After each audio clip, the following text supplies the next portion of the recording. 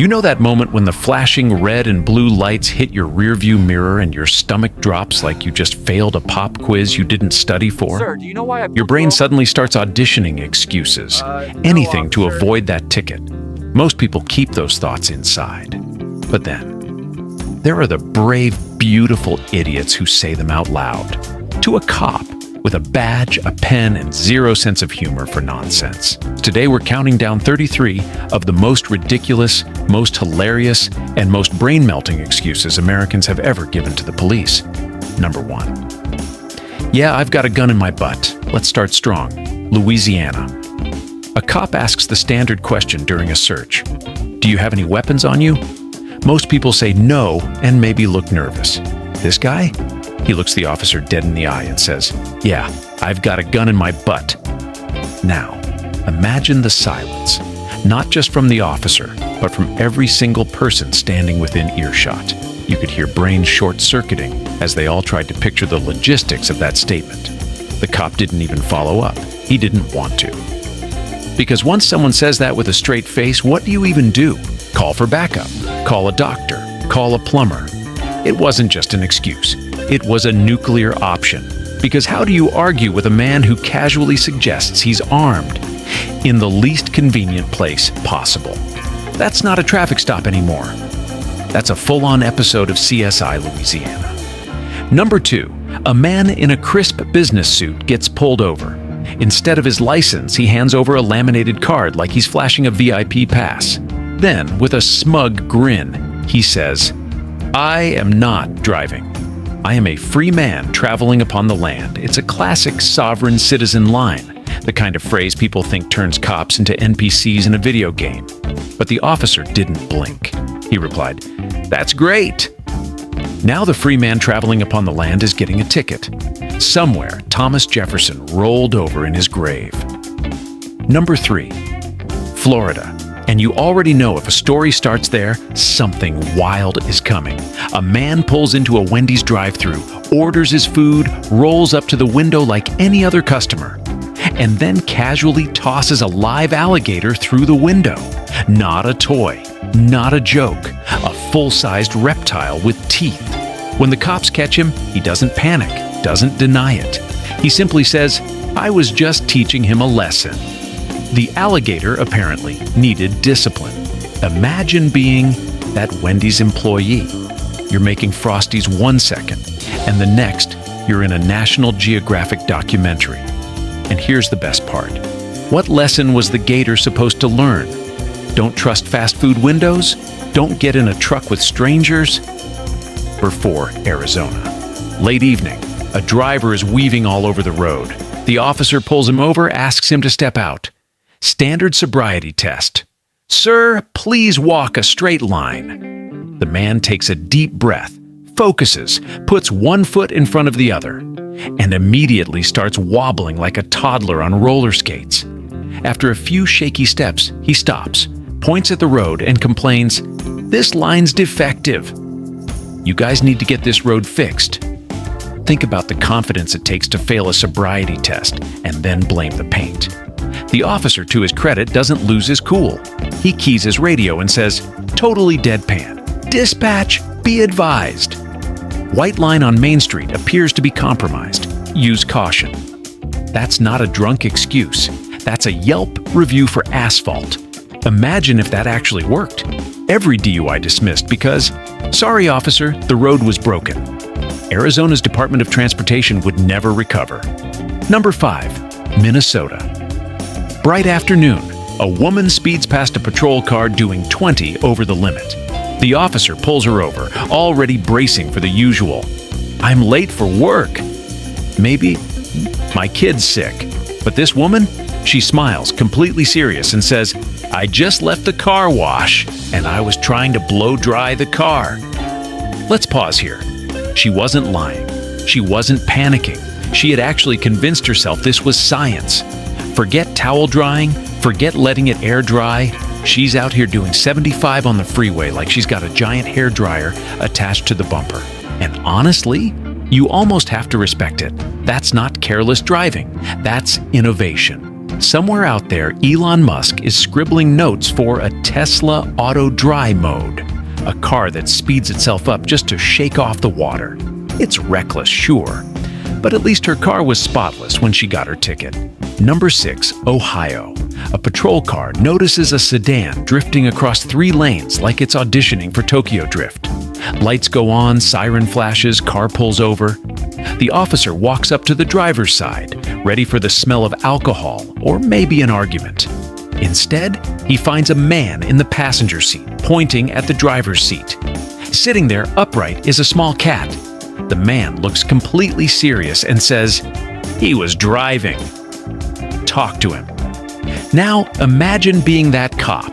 You've trained for years, you've studied law, you've dealt with drunks, thieves, and liars, and suddenly you're expected to interrogate a house cat. What's the procedure here? Do you read its Meow-Randa rights? Call animal control for backup? The officer wrote in his report, "Driver blames feline operator." Cat refused to comment. That's not a defense. That's a Pixar movie waiting to happen. Number 7. Sometimes the classics never die. Police find drugs in a man's pocket. Open and shut, right? Not to him. He looks offended, shakes his head and says, "Officer, these aren't my pants." Let's pause. He's wearing pants. He was arrested in the pants. The drugs are in the pockets of the pants he's currently standing in. And yet, with complete confidence, he's denying ownership, which raises new questions. If they're not his pants, how did he get them? Who's the real owner?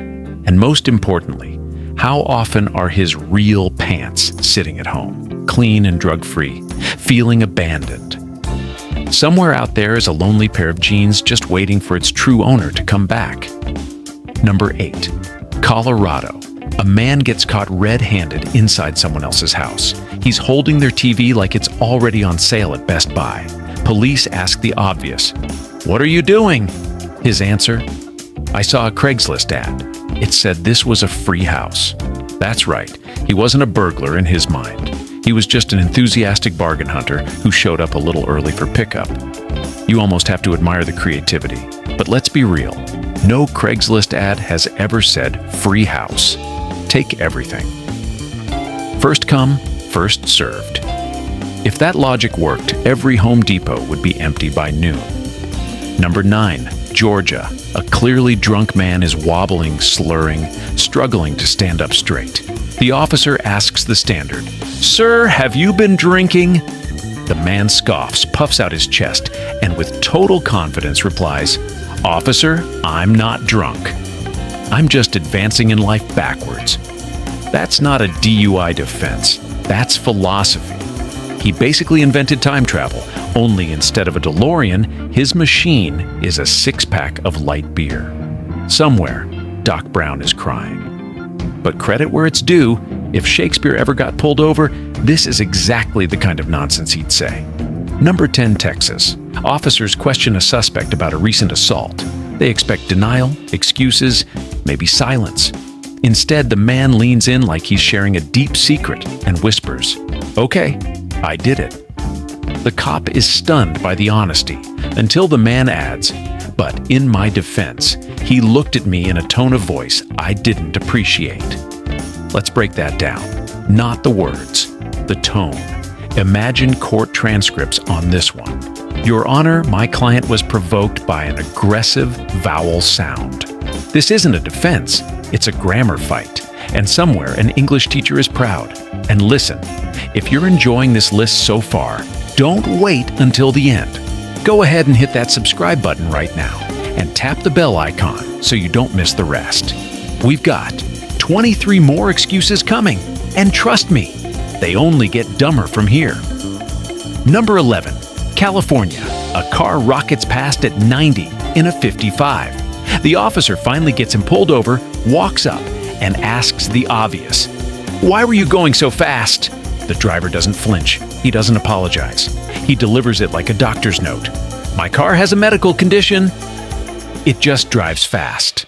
Now, I've heard of cars with oil leaks, bad brakes, or an engine light that's been glowing since the Bush administration. But a medical condition? Like, does the Civic need a prescription? Should the officer be writing out "Take 2 aspirin and stop drag racing"? This man wasn't just making excuses, he was diagnosing his Honda. Some cars leak oil, his leaks pure velocity. Number 12, Missouri. Officers arrest a man for using a counterfeit $20 bill that honestly looked like it was made during Arts and Crafts Hour. Instead of Andrew Jackson, it had Abraham Lincoln's face glued on, crooked, peeling at the edges like a kindergarten project gone wrong. When asked about it, the man sighed, shrugged, and said, "Look, man, I'm just not very good at this."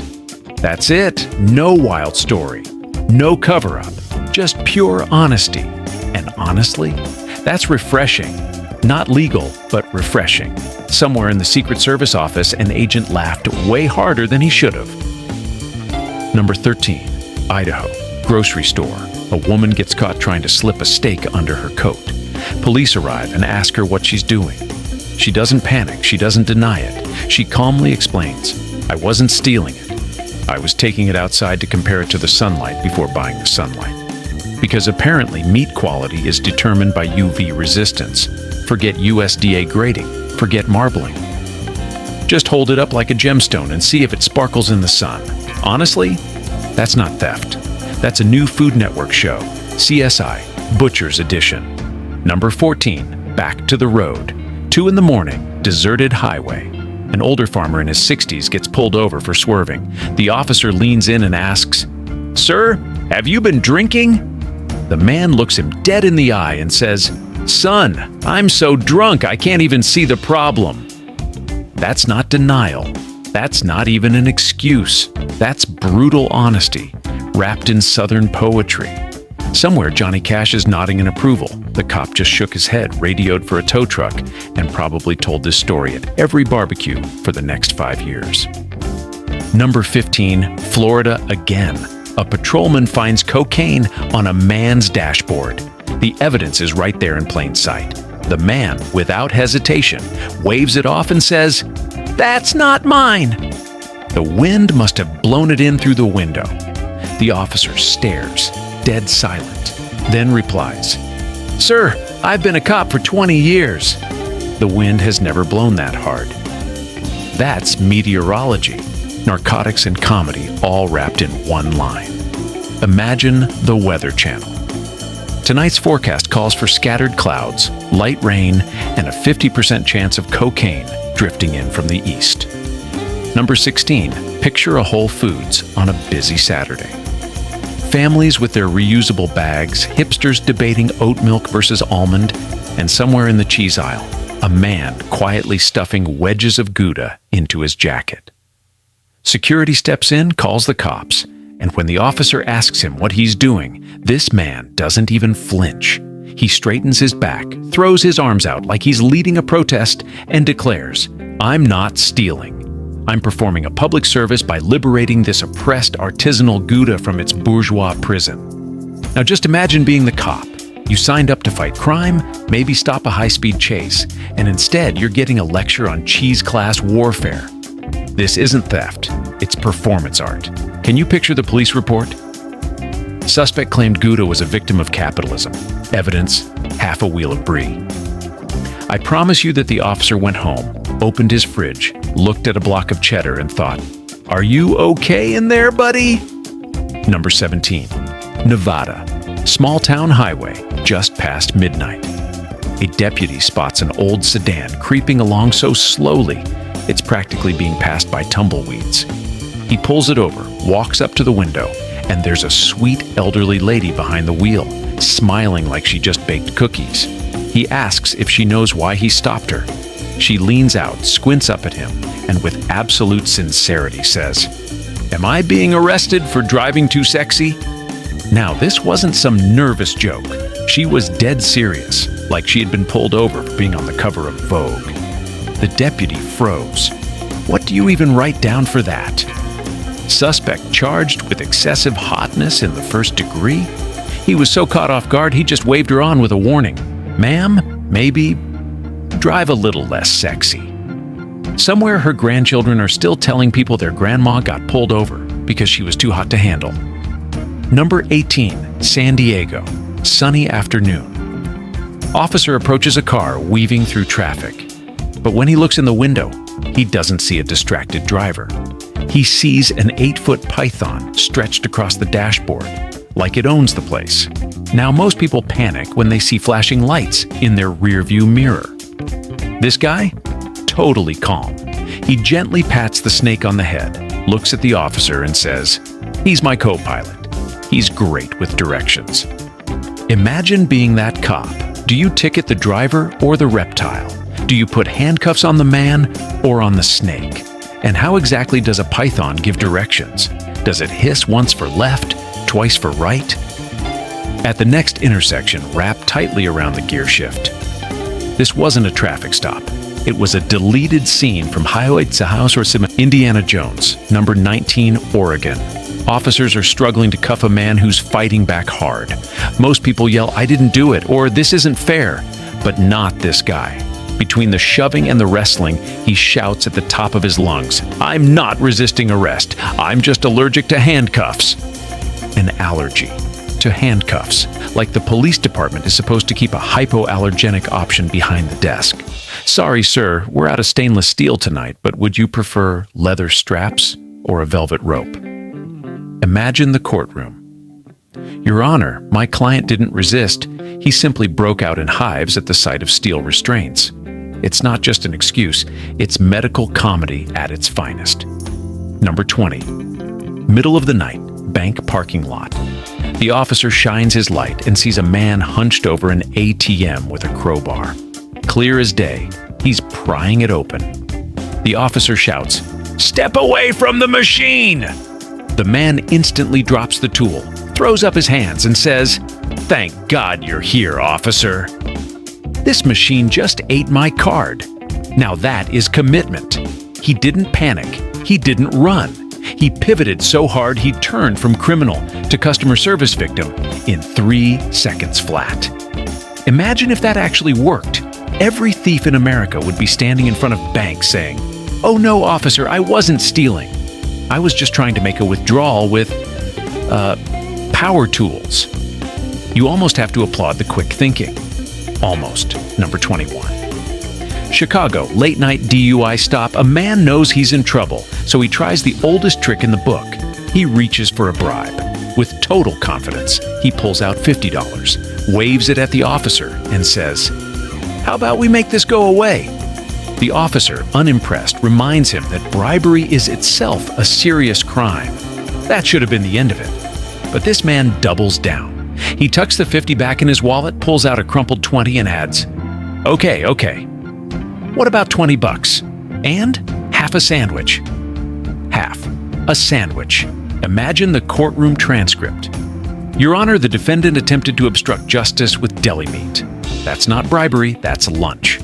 Somewhere, Subway is running a new slogan, "Eat fresh, do time." Number 22, Minnesota. Store security catches a woman with a bag full of stolen cosmetics. The police arrive and she bursts into tears, not because she's guilty, but because she thinks she's been chosen. Through sobs, she insists, "I wasn't stealing. The universe told me they were a gift for my spirit." Now that's not shoplifting. That's cosmic shopping. Apparently, the cosmos is just handing out free mascara now. The officer listens politely and then delivers the best line of the night.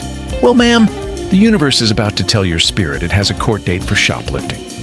Somewhere, even the stars rolled their eyes. Number 23, rural Texas. A rookie cop, fresh out of the academy, pulls over an old pickup with a broken taillight.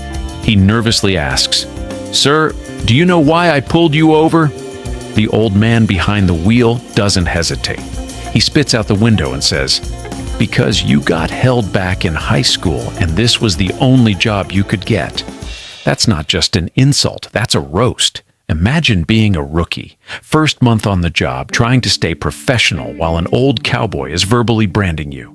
The veteran officer training him probably leaned against the car laughing. That's the kind of line that gets told in police locker rooms for years. Number 24, Minnesota again. A woman is caught shoplifting, but she's not worried. She calmly hands the arresting officer a bright orange card from her purse. Not ID and not proof of purchase. A Monopoly get-out-of-jail-free card. She leans in conspiratorially and whispers, "It's a legally binding contract." Parker Brothers said, "So imagine being that officer. You've trained in law enforcement, criminal codes, evidence handling, and now you're debating board game rules at Target." Somewhere, Hasbro's legal team just added a new line to the fine print: "Not valid in actual court." Number 25. Texas again. Officers arrest a drunk man for public intoxication and bring him to the station. During booking, the sergeant asks the standard question, "What's your name?" The man puffs out his chest with pride and declares, "My name is not guilty." Without looking up from his paperwork, the sergeant mutters, "All right, mister. Not guilty. You have the right to remain silent, and I strongly suggest you start now." That's courtroom poetry right there. This man tried to beat the system by legally rebranding himself. Unfortunately, his middle name was probably going to jail. Number 26, California Freeway. Officer spots a car in the carpool lane with only one person in it. He pulls the driver over, leans down, and asks, "Sir, do you know why I stopped you?" The driver doesn't look nervous at all. He gestures proudly to the passenger seat, where a full-sized mannequin, complete with a wig and sunglasses, is buckled in. Without missing a beat, the man explains, "She's my emotional support person." Now let's just take a second. That's not even a lie, that's commitment. He dressed a mannequin, buckled her in, and gave her a title: emotional support person. Imagine the judge reading the report. "So, you gave CPR training Annie a name and thought that counted." Even the dummy probably rolled her eyes. Number 27, Pennsylvania. An officer pats down a suspect during an arrest and asks the standard question, "Is there anything in your pockets I need to be worried about?" The man looks suddenly very concerned, lowers his voice, and says, "Just a tiny turtle. Please be careful with him. He's shy." The officer froze. This wasn't drugs. It wasn't a weapon. It was a pocket pet. Somewhere in his pocket was a little turtle, who apparently didn't like strangers. Imagine the pat-down after that. Gentle, cautious, like he was babysitting a reptile. That's not an excuse. That's a Pixar short film. Number 28. Deep in the woods of Appalachia, federal agents raid an illegal moonshine operation. The owner is cornered, sweating, jars of clear liquid everywhere. Instead of running, he grabs one, takes a huge swig, and then spits it out dramatically, clutching his eyes. "Good heavens, I'm blind!" This stuff is poison. That was his defense. He was trying to discredit his own product. As if the cops would look around, see the barrels and copper stills, and go, "Oh wow, you're right. This stuff is terrible." Case dismissed. It was less a crime scene and more a low-budget commercial. Moonshine is so bad, even the maker won't drink it. Number 29. New Jersey. Officer pulls over a speeding car. The driver is frantic, talking a mile a minute. "Officer, you have to let me go. My wife just left me for my best friend, and I'm trying to get to his house before they, finish celebrating." Now picture being that cop. Do you write a ticket or hand the guy a therapy referral? The officer reportedly sighed and said, "Son, I think you're already too late." That's not law enforcement anymore. That's relationship counseling with flashing lights. Number 30. Tennessee. Police catch a man wearing pants that clearly don't belong to him. In the pockets, drugs, lots of them. The man shrugs and delivers one of the boldest defenses ever. "These aren't my drugs. They belong to the pants." Yes, he's blaming the trousers. The very trousers he had stolen earlier that day. So technically, he wasn't wrong. The drugs didn't belong to him. They belonged to the criminally inclined trousers. Imagine explaining that in court. "Your Honor, I'm merely the victim of illegal pants." Somewhere, Levi's legal team is relieved they dodged that lawsuit. Number 31. Arizona. SWAT is called to a tense standoff. A man inside is yelling out the window, waving something black and pistol-shaped. Officers have their guns drawn, shouting at him to drop the weapon. The man screams back, "That's not a gun, it's a hairdryer!" And the thing is, he was serious. He was standing there, furious, holding a hairdryer like it was an M9. Imagine being a SWAT officer at that moment. You're trained for split-second life or death decisions, and suddenly you're trying to figure out if you're being threatened with a firearm or a blowout. Reportedly, one officer even shouted, "Sir, drop the hairdryer very slowly." Somewhere, Vidal Sassoon just felt his brand get weaponized. Number 32, Oregon. Grocery store parking lot. Officers catch a woman wheeling out a cart full of unpaid groceries. When they stop her, she doesn't apologize. She doesn't deny it. She doubles down with pure confidence. The sign said 10 items or less. I have more than 10, so that rule doesn't apply to me. Think about that logic. She didn't just break the law. She tried to rewrite grammar to justify it. Imagine the officer writing this down. Suspect claims felony theft is exempt under supermarket signage law. Somewhere, the ghost of her third-grade English teacher is crying, not from shame, from admiration at the sheer creativity. Number 33, Kentucky, rural highway. Cop pulls over a pickup truck blasting past the speed limit. He leans down, ready to deliver the standard line. "Do you know how fast you were going?" But before he can say a word, the young driver blurts out, "My girlfriend just told me she's pregnant, and I'm trying to get to the state line before it becomes my problem." The officer, himself a father of 4, just laughed. A deep, tired dad laughs. Then he shook his head and told the kid, "Son, that problem follows you." And that's the thing. Speeding might get you past a cop, but it won't get you past fatherhood. That excuse didn't just fail. It was a generational teaching moment, sponsored by the Kentucky State Police. And that wraps it up. 33 of the dumbest, strangest, and most hilarious excuses people have ever tried on the police. From blaming cats to claiming pants have drug problems, it just proves one thing. The right to remain silent is free, but ignoring it is priceless entertainment. Now, I want to hear from you. What's the most ridiculous excuse you've ever heard, or maybe even used yourself? Drop it down in the comments. I'll be reading them. And if you had a laugh today, don't forget to hit that like button, subscribe to the channel, and tap the notification bell so you never miss another deep dive into human absurdity. Because trust me, this isn't the last time someone's going to say something unbelievably dumb in front of a cop.